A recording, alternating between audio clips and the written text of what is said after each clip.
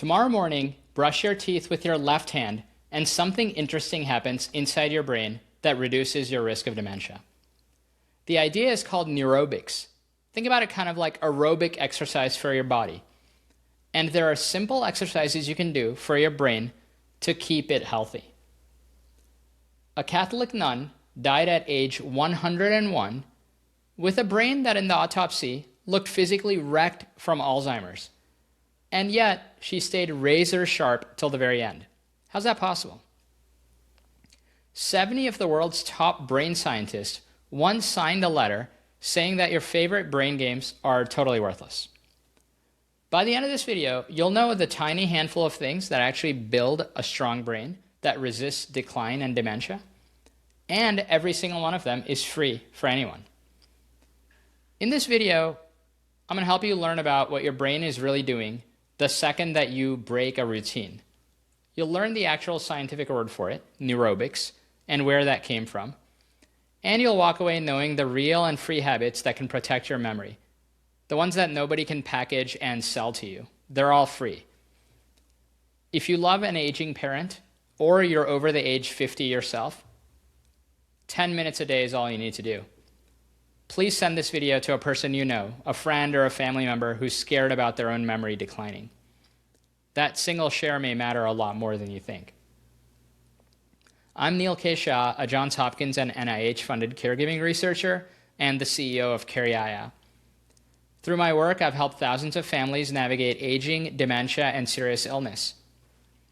I'm not a clinician, but a leading researcher and innovator in caregiving, and I spend my days reading the actual brain health science so I can try to help others live healthier lives. So back to the toothbrush. Brushing with your dominant hand, for most of us that's our right hand, your brain is on autopilot. The movement is so overlearned that it barely flickers in the brain. Your motor cortex runs the pattern basically in its sleep. Zero effort, therefore zero growth. Now switch hands and brush your teeth with your left hand. Suddenly your prefrontal cortex, the planning center right behind your forehead, has to suddenly wake up and take the wheel because it has no efficient pattern for doing this. That clumsy and slightly annoying, why can't I do this feeling? That's the physical sensation of neuroplasticity, your brain's lifelong power to rewire itself. And here's a piece of history that I love. Over a century ago, a Spanish scientist named Santiago Ramon y Cajal became the father of modern neuroscience, and he did it partly by hand drawing individual brain cells so beautifully that his ink drawings still hang in art museums today. He won the Nobel Prize in 1906. He called neurons the butterflies of the soul. And in 1897, he wrote one line that predicted everything that the next 100 years of science would prove. Any man could, if he were so inclined, be the sculptor of his own brain. Sit with that for a second. You are not stuck with the brain that you have. You are carving it out every single day through your habits. Now, here's the strange part. For most of the 20th century, scientists believed the exact reverse of what Cajal wrote.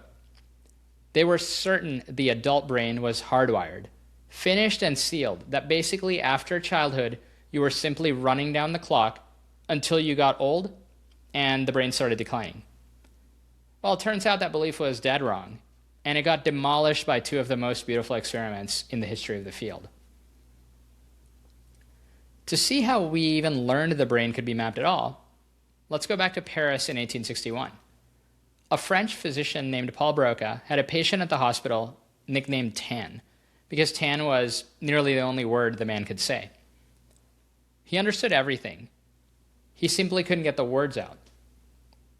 When the patient died, Broca examined his brain and found damage in one specific spot, in the left frontal lobe. That spot still carries his name, Broca's area, and it governs the production of speech.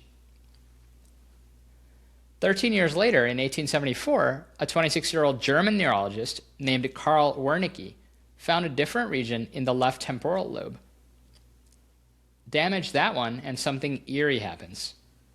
Words pour out fluently, grammatically, but they mean nothing. You can speak, but not understand. two neighboring regions and two completely different jobs. That was the dawn of our understanding that specific abilities live in specific places in the brain. And that's the foundation under everything we're talking about today. And it's why when the toothbrush forces a new brain region online, why is that so important? So, does switching your toothbrushing hand actually build a stronger brain? When you practice a task with your non-dominant hand, you genuinely do get better, oftentimes at that specific task. Scientists in this case call it motor learning. And some of that skill secretly transfers to your other hand without ever you even practicing it. Researchers call that cross-education. Train the left side and the untrained right side improves too. It's a documented and measurable effect. Brushing your teeth left-handed also builds general motor skill. So now back to the word I told you about earlier, neurobics. That word comes from a Duke University neurobiologist named Dr. Lawrence Katz, who coined it in 1999 in a book called Keep Your Brain Alive, with the toothbrush trick as one of his 83 neurobic exercises. The core idea was this: novelty and breaking your routine wakes up brain circuits that putting them on autopilot just leaves asleep. Katz in his book admitted the approach was new and therefore not yet proven by enough testing, but the concept is real and robust. There's research suggesting that cross-lateral movements, crossing the midline of your body, supercharge your memory, language, and focus. The brain circuits that those movements light up are real. But file all that stuff under interesting and not yet fully proven for dementia prevention. So now back to the story about the nun that I mentioned at the beginning. In 1986, a researcher named David Snowden began studying 678 Catholic sisters, the school sisters of Notre Dame. He tracked their minds year after year, and when they died, they donated their brains for the study. One of them, Sister Mary, kept scoring very high on cognitive tests and stayed totally sharp until she died at age 101. But when they examined her brain, they found it riddled with the plaques and tangles of advanced Alzheimer's disease. By every rule known at the time, she should have been profoundly demented years earlier. But she wasn't. And she wasn't a fluke. Roughly a third of the sisters whose brains showed advanced Alzheimer's damage had shown no real symptoms in actual life. How is that? A concept called cognitive reserve, pioneered by Dr. Yakov Stern at Columbia University. In 1992, Stern found something that sounds backward until it clicks. Amongst Alzheimer's patients with the same clinical symptoms, the ones with more education actually had more physical brain damage. Read that again. Their brains were actually absorbing more of the disease before it even surfaced in their behavior. So think about your cognitive reserve like a backup generator for your house. It doesn't stop the disease, but it keeps the lights on far longer while the storm rages underneath. So what fills that generator? There's a principle from 1949 from a Canadian psychologist named Donald Hebb, later boiled down to a simple phrase: neurons that fire together wire together. Every time you learn something genuinely new, connections strengthen into the brain's physical structure. That's what builds cognitive reserve: lifelong learning, novelty, social connection, physical exercise. If this is interesting to you, please subscribe or follow. I love doing hours of research to make these videos, and I really hope that they will help people. So now to brain games. In January of 2016, the company behind Lumosity, those are the brain training games advertised absolutely everywhere, they settled with the Federal Trade Commission. The FTC's Jessica Rich said, and I quote, "Lumosity preyed on consumers' fears about age-related cognitive decline, suggesting their games could stave off memory loss, dementia, and even Alzheimer's disease. But Lumosity simply did not have the science to back it up in its ads." That was her quote, and then they later paid $2 million. And 2 years before that settlement, in 2014, almost 70 of the world's leading brain scientists signed a public statement declaring there was no compelling evidence that those kind of online brain games reduce cognitive decline. Why do I mention this? Just so we can remember, you don't need to pay money to buy expensive brain games. There are natural things you can do for free to protect your brain health. The heart of the whole problem is something called far transfer. When you drill a brain game over and over, you simply get better at that game. But that improvement rarely transfers into real life, to things like remembering someone else's name, managing your money, or staying safe and independent in your own house. Getting better at an electronic puzzle mostly means you're better at just doing that electronic puzzle. That's it. So if brain games aren't the real answer, what is? In 2024, the Lancet Commission on Dementia, one of the most respected efforts in the entire field, identified 14 modifiable risk factors that, in their model, account for roughly 45% of dementia cases worldwide and could lead to prevention. There isn't a single supplement on the list. What is are things like staying physically active, treating your hearing loss early if you lose your hearing just by getting hearing aids, managing your blood pressure and your cholesterol, staying socially connected, protecting your sleep. To me, it's stunning how most of these are completely free or very low cost. The single strongest lever you can pull for your brain health is your body. In 2011, in a randomized trial of 120 older adults, the group doing regular aerobic exercise actually grew their hippocampus, the brain's memory center, by about 2%, effectively reversing almost 2 years of age-related shrinkage. Part of why people think that works is through a growth factor called BDNF, but that proof comes from animal studies, not humans. Nevertheless, the human results still held. Bigger memory center, better memory in a real controlled trial just from exercise. I think walking every day may be closer to a memory drug than many pharmaceuticals or supplements that are being sold to people today. And walking is free. Also, it's also fun. There's also the finger trial out of Finland, the first big study to show that combining a healthy diet, exercise, mental activity, and heart health management all together helped protect thinking in adults mostly at risk of dementia. And there's the active trial. Nearly 3,000 older adults followed for 10 years.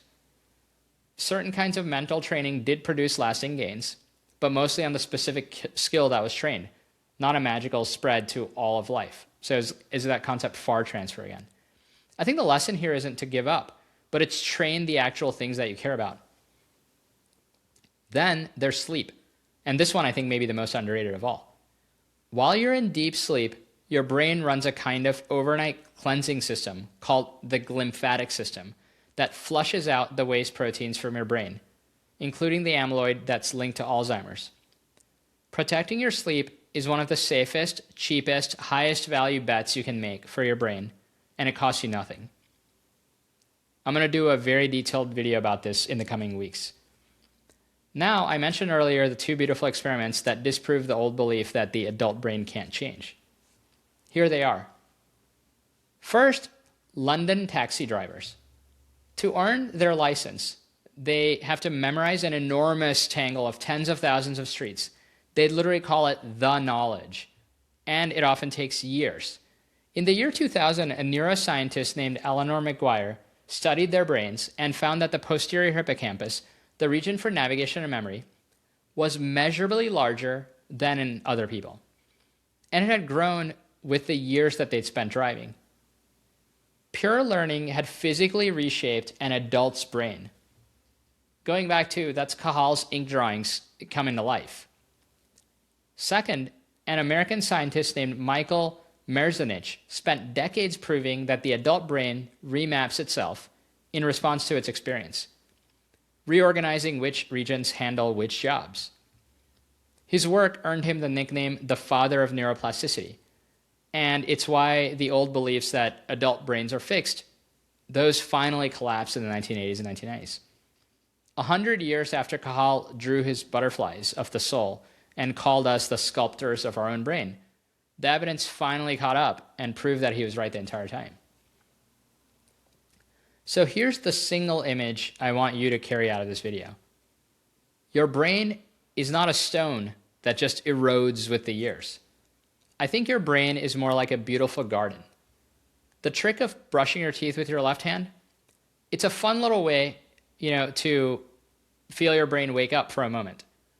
The most powerful thing you can do for your garden to grow is by moving your body, protecting your sleep, staying curious, and treating the ordinary risks like blood pressure and hearing loss, and staying close to the people who love you.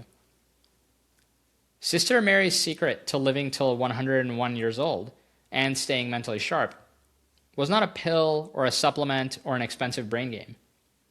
I think it was living a full life, so rich that her mind kept shining, even as underlying the disease tried to dim it from the inside.